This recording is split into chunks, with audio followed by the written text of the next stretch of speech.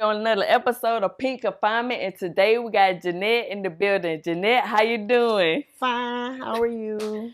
All right. Could you please give a little background about your upbringing? I had both parents in my household. My mom and dad died at a young age. I have 5 boys. I have 7 siblings, and we all was together.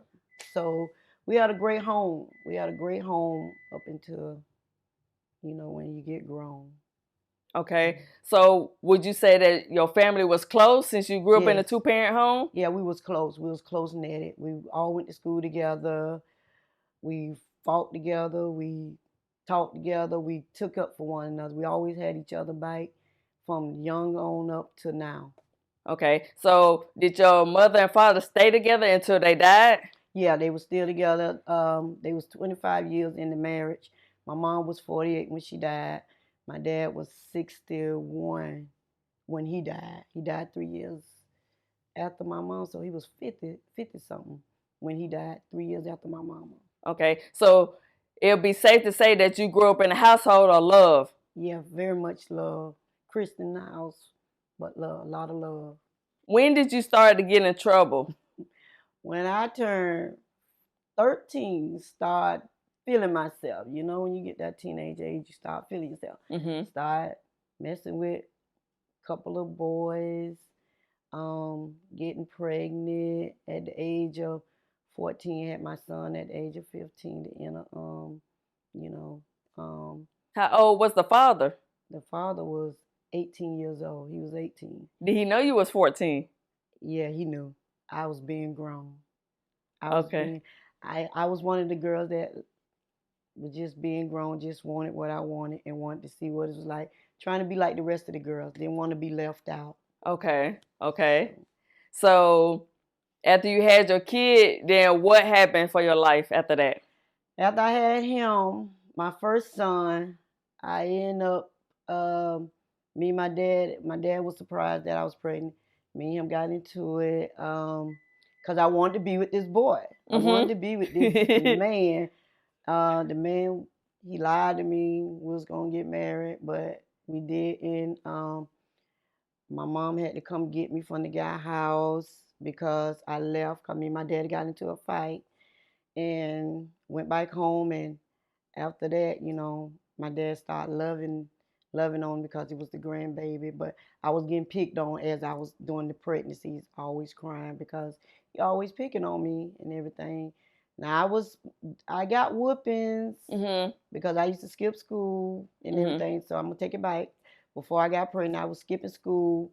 I was going places where I shouldn't have went. My daddy met me one day across town, and he whooped me from Hilltop all the way to Gothbrook. So I did get whoopings, and I just was being rebellious as a teenager. Did you ever go to YDC? No, Okay. no, I went to Donnell Cookman. What is Donnell Cookman? Donnell Cookman was a bad school for kids, but I ended up being pregnant also. I was pregnant, so moving forward, ended up getting pregnant and was bad fighting and ended up at Donnell Cookman at that time. Okay then. So could you tell us what were the charges that got you confined? Fighting. Talking about not recently. Well, 2000 and 2000 and no, let me take it back. In 1989, I went to jail for petty theft. I went to jail for petty theft. Okay. That was my first time I went to jail. Then 2011, I ended up back in jail again for fraud. I had to do some time in there. And then after that, went back again in 1996. No, 1994 for aggravated assault on a pregnant female with a deadly weapon, burglary, and almost had like a murder charge because the girl that I fought was pregnant and a baby died. So I was looking at 15 years in confinement. So how much time did you do off that? I did just about all my 15 years. Okay, so for the people that are watching, could you tell us how did you get caught up in fighting the pregnant female? What was that about? Was it about a dude? No, she hit me first. Okay. She wanted to talk to me. She asked me to come on. I just had my fourth child. Mm-hmm. And she wanted to talk to me. She told me to come to her house. I went to her house. Went to her house. She had a whole bunch of girls there. And my best friend came over there with me to make sure. We stayed right across from each other. And came over and she started talking. You know how girls just talk. And I didn't want to hit her because she was pregnant. And I just had a baby. Baby, okay. So when she hit me, that was it. I told her, and this may sound crazy, but I told her, I say, look, you done messed up. I don't see no stars. And I went crazy. Yeah, and my 5-year-old son was standing there, and I told him, if her son go get a knife and try to jump your mom, which he was little too, I said, y'all better, I told my son, you better beat his butt. Yeah. And I meant this where our photo was had still stairs. So I forgot she was pregnant. And I was just defending myself because I'm thinking everybody was going to jump on me, but they really didn't. After we got through fighting, I went in the house. I had left my newborn baby in the house while I'm over here fighting. And the police came knocking on the door. I didn't answer. So what got me to get really caught is that I was taking my kids to school daycare the next morning, and I seen the police, and he had the hood up. You know, they act like they fixing their cars or their cars broke down. Yeah. And it wasn't. And I walked him to the daycare, and he came in the daycare, and I told my kids that mommy won't see y'all for a while. And I gave him a kiss and went to jail after that. And so what was the process of getting you booked? She must have lost the baby that night. She lost the baby maybe about a week later. Okay, so the next day they came and got you, but a week later she lost the baby. Well, they didn't get me. I ended up walking in a trap. Yeah. Because I thought wasn't nothing gonna happen because we fought that night. Okay. And I'm thinking that it was all good. Yeah. But she called them again, and they was right there waiting on me. Okay. And I had to tell my kids I wasn't gonna see them for a while. And my newborn baby, jeez, that was the thing because I'm still nursing. Yeah, and that was sad though. So how did you feel that she called the police, but she was calling you, antagonizing you to come over there and y'all fought? I should have known she had some up her sleeve, but I wasn't thinking. I thought we was gonna resolve the fight. I don't even know what the fight was about. I don't forget. It's been so long, but the fight was just, you hit me. That's all I remember. You hit me. I told you, because I wasn't gonna hit you first. Yes. Because you was pregnant. But you hit me first. I had to defend myself. Okay. And that was that. Back in the day, that's all we did. And we grown women. We was grown women. You know, we had our own place. So, you know, I never thought I was gonna be fighting somebody and going to jail. Okay. So I see like a lot of pregnant females, they do be starting stuff. So what would you say to a female that's getting into it with a pregnant female and she hits her? Do you think she's supposed to hit her back? I could. If you'd asked me this back in the day, I probably would have said yeah. But right now, no. I don't think if a pregnant female hit you, you just walk away. Don't hit her. Don't fight her. Even though you might feel like they deserve to fight, but don't do it because it ain't worth your freedom. Because my freedom was snatched away from me with my newborn baby and her losing a baby. So it's like both of the kids lost their parent. I mean, one kid lost their parent. She lost her child. I lost my child. So both female lost their child.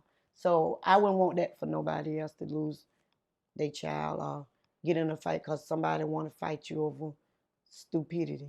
Okay. So what was the process of getting you booked in? When they jumped down on you and you fell into the trap, what was the process of getting you booked in? Talking about when I was going to prison? Yeah. How I felt when I went there? Yeah, like when they took you, they fingerprinted you. Did they tell you was gonna have no bond? Did you have a bond? Did you get a No, I didn't lawyer? have no, I didn't get a lawyer. I didn't seem to have to get one because their mind was made up. Burglary, they changed it. Burglary wasn't supposed to be there. They put it there because you know how people they crazy. They feel like you broke in the house.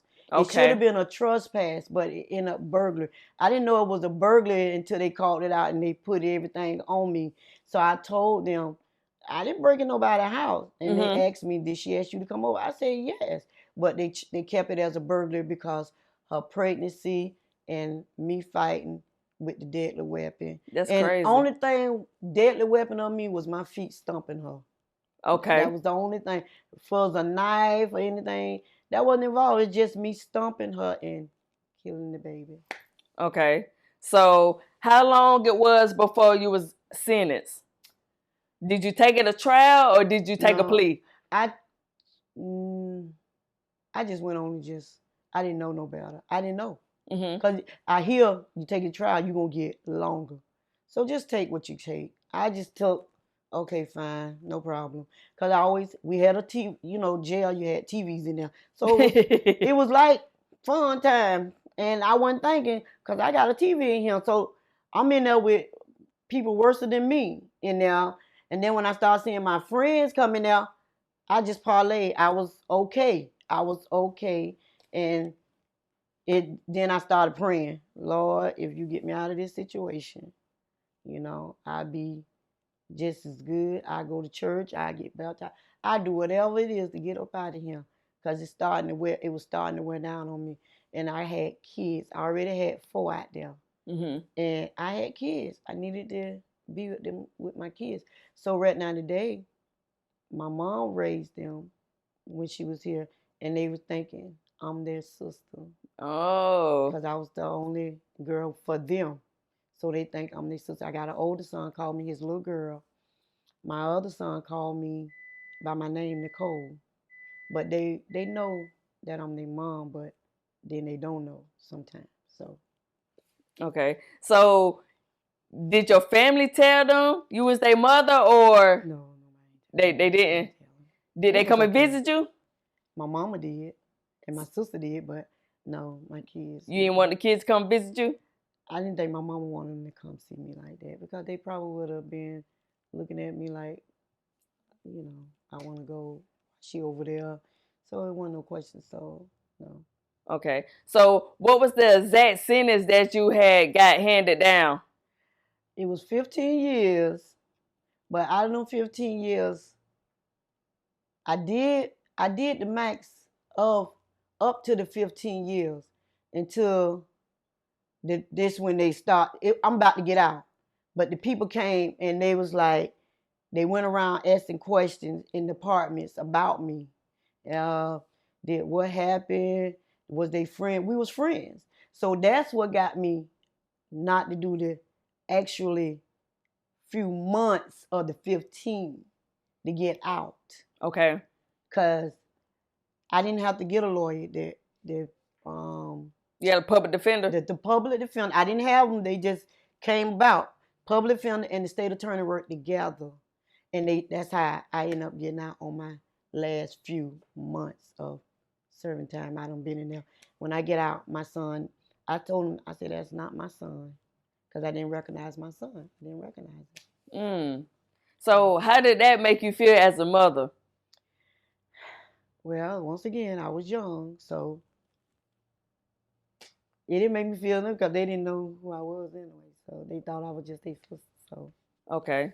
So when you was locked up, was you able to make stove? Was you playing spades in there? I didn't play nothing. I just didn't do not just hung around and just looked at people, looked at TV, and they had recreation. Went to recreation, go back to my room.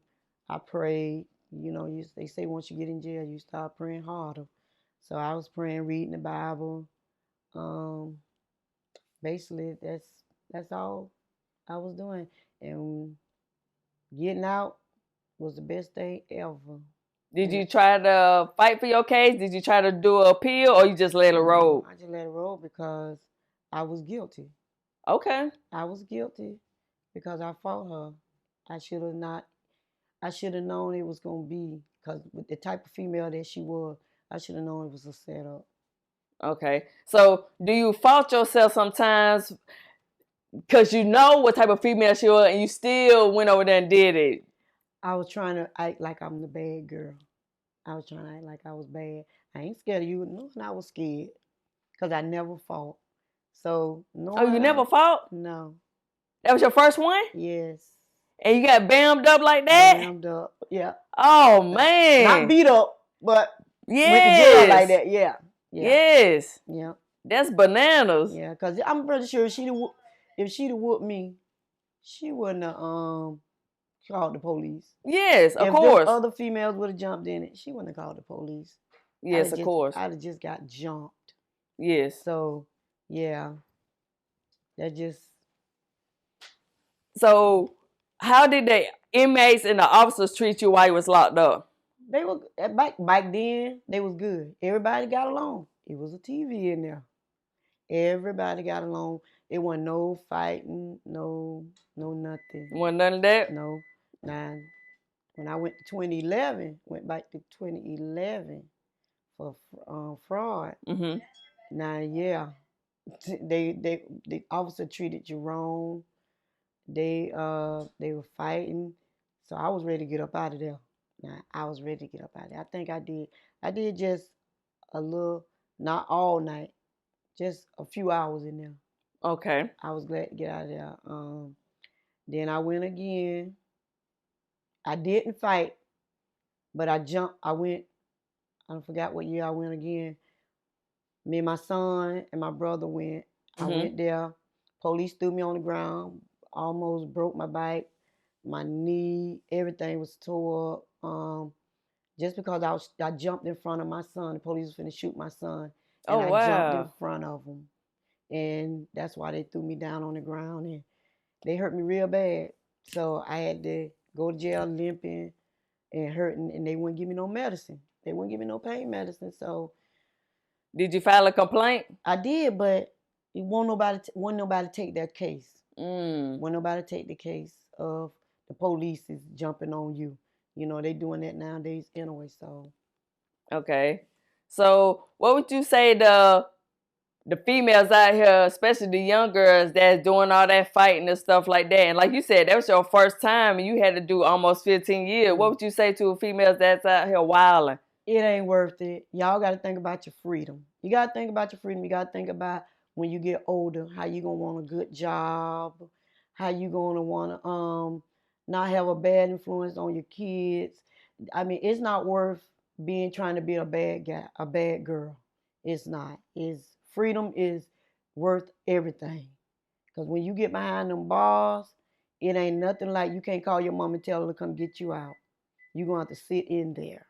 So be glad to be free and don't be a bad girl. Don't want to be a bad girl. Be a good girl as far as concentrate on your schooling and your education.